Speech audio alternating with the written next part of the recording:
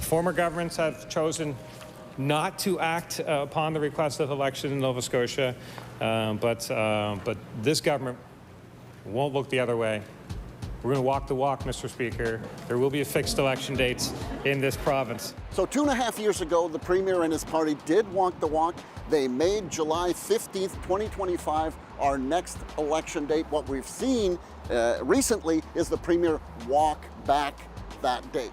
I think there's also something that needs to be acknowledged about this debate that's happening, and it is that too often politicians take unfair criticism for changing their minds. I think it's entirely appropriate when it happens in a case where new information is received and the government realizes maybe this policy direction is not best. We've seen that recently with amalgamation in Antigonish, support for the wine industry, policy around non-resident property tax. But that's not how this situation is playing out, because back when Bill 1 was going through the legislature, many people, not just opposition MLAs, pointed out flaws with the government's approach, not the least of which is that a summer election is not great for voter engagement. Yet the Tories plowed ahead and they passed this bill. There are many, many good reasons for fixed election dates. Let's go back in time and listen to what the Premier was thinking 2.5 years ago. What the legislating a fixed election date will do is it will take away any perceived advantage by the government that the government has in controlling the timing of the next election. We all know that governments sometimes pick a date that they think benefits them, snap election, high in the polls, whatever the case may be, know something bad's coming. We want to be very fair with the opposition parties. Now, there's something else that I think is worth mentioning in the context of maybe moving away from this fixed election date to go sooner.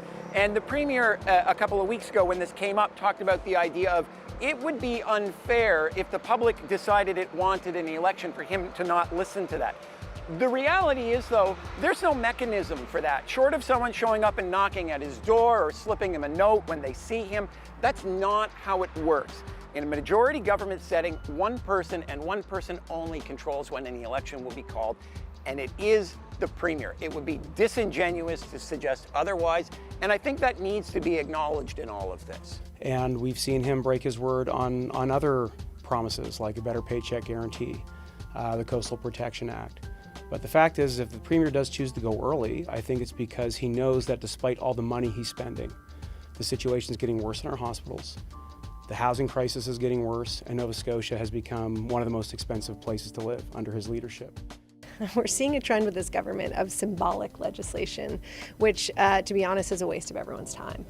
We had hoped that this legislation was more than a symbol and was, in fact, a commitment to give Nova Scotians and Elections Nova Scotia and other agencies that need to spend money and prepare some certainty around the election date. What we saw in New Brunswick with Blaine Higgs, will he, won't he, both last fall and last summer, it cost Elections New Brunswick $1.7 million to get ready for an election that didn't happen. So do we want the same thing happening here? All of which is to say, it is entirely the Premier's right to go sooner than the fixed election date. The fixed election date amounts to the absolute drop dead, this is when you must go, period. But if the Premier is going to decide to go sooner, he owes the public two things. One, a strong explanation for why he's going sooner, and two, he needs to own that decision himself.